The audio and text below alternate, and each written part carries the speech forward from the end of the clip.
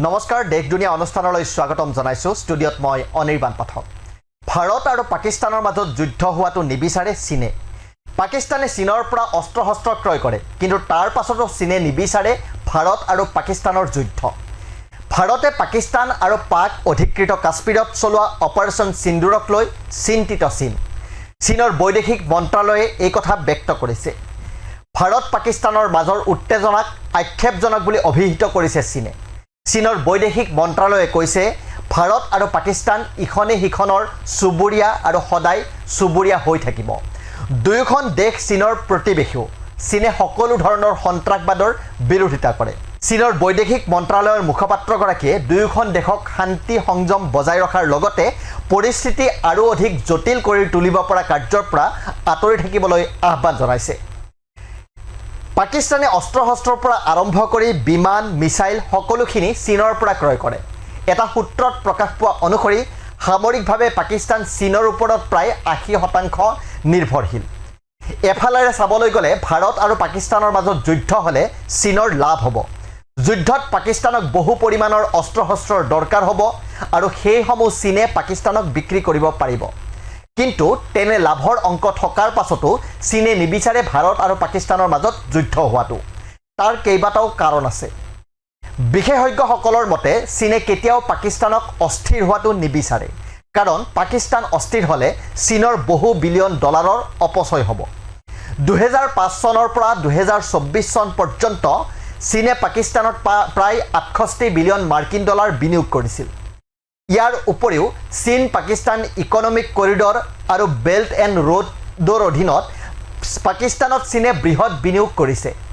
চীন Pakistan economic corridor হৈছে চীনৰ জিনজিয়াং প্ৰদেশৰ পৰা আৰৱ সাগৰত থকা পাকিস্তানৰ গ্বাদাৰ বন্দৰলৈ নিৰ্মাণ কৰি থকা ৰেল আৰু ৰোড নেটৱৰ্ক, যিটো নিৰ্মাণ কৰি আছে চীনে।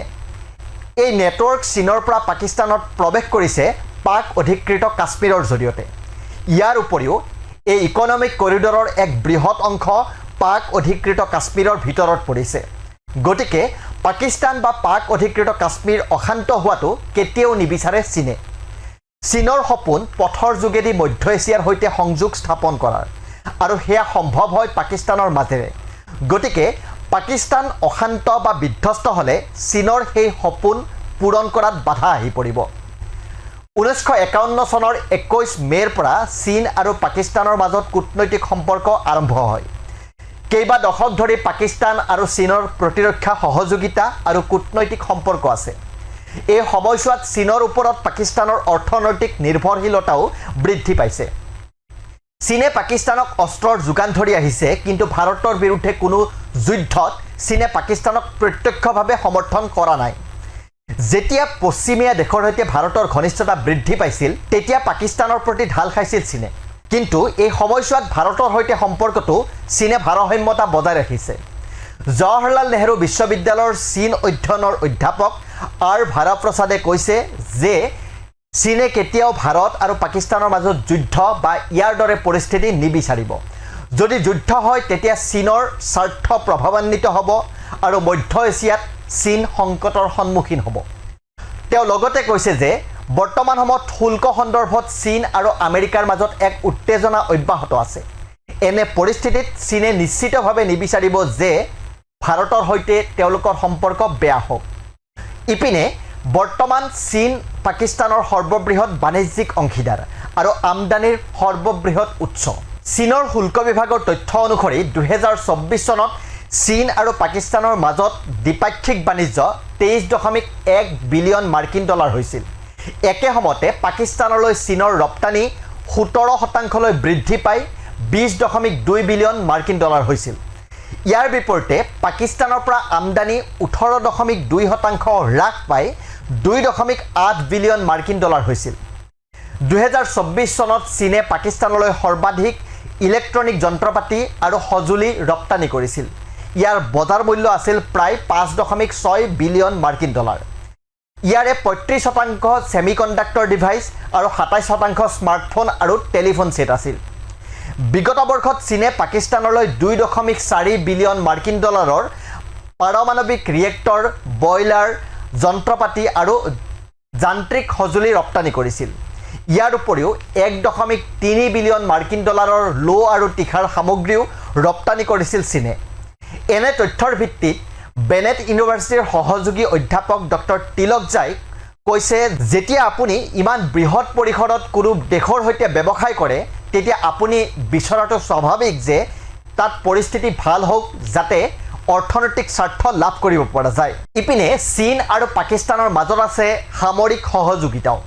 বৰ্তমান চীন আৰু পাকিস্তানে কেৱল যৌথ সামৰিক অনুশীলন কৰাই নহয়, পাকিস্তানে বৃহৎ পৰিসৰত চীনৰ পৰা আধুনিক অস্ত্ৰ শস্ত্ৰ ক্ৰয় কৰে। ষ্টকহোম ইণ্টাৰনেশ্যনেল পিচ ৰিচাৰ্চ ইনষ্টিটিউটৰ এক প্ৰতিবেদন অনুসৰি বিগত 5 বছৰৰ ভিতৰত পাকিস্তানে আমদানি কৰা অস্ত্ৰৰ 81% চীনৰ পৰা আহিছে।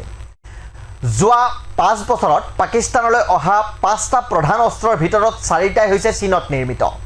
চীনে পাকিস্তানক PL-15 ক্ষেপণাস্ত্ৰ প্ৰদান কৰিছে। PL-15 আৰু SD-10ৰ দৰে মিছাইল চীনৰ আধুনিক BVR প্ৰযুক্তিৰে নিৰ্মাণ কৰা হয় আৰু এই ক্ষেপণাস্ত্ৰসমূহৰ দ্বাৰা আকাশত থকা বিমান বহু দূৰৰ পৰা ধ্বংস কৰাৰ ক্ষমতা আছে। কিন্তু এতিয়া ভাৰত আৰু পাকিস্তানৰ মাজত যুদ্ধ হ'লে চীনৰ বাবে সেয়া লাভজনক হ'ব যদিও বাণিজ্যিক আৰু অৰ্থনৈতিক দিশৰ পৰা চীনৰ বহু বেছি ক্ষতি হ'ব। ইপিনে ভাৰতৰ সৈতেও চীনে কূটনৈতিক সম্পৰ্ক বিনষ্ট হোৱাটো বিচৰা নাই। শুল্ক নীতিক লৈ আমেৰিকাৰ সৈতে চীনৰ বিবাদ অব্যাহত আছে। এনে পৰিস্থিতিত ভাৰতৰ সৈতে নতুনকৈ বিবাদৰ সৃষ্টি কৰিব নিবিচাৰে চীনে। কূটনৈতিক বিশেষজ্ঞসকলে এই সম্ভাৱনা ইতিমধ্যে ব্যক্ত কৰিছে। লগতে ভাৰত চীনৰ বৃহৎ বাণিজ্যিক অংশীদাৰ, সেয়েহে চীনে ভাৰতৰ সৈতে সুদৃঢ় সম্পৰ্ক বজাই ৰাখিব বিচাৰে। গতিকে ভাৰত পাকিস্তানৰ মাজত উত্তেজনা বৃদ্ধি পোৱাটো চীনৰ বাবে এক মূৰৰ কামোৰণি। চীনে বিচাৰে ভাৰত আৰু পাকিস্তানৰ মাজৰ পৰিস্থিতি স্বাভাৱিক সোনকালেই হওক। ধন্যবাদ।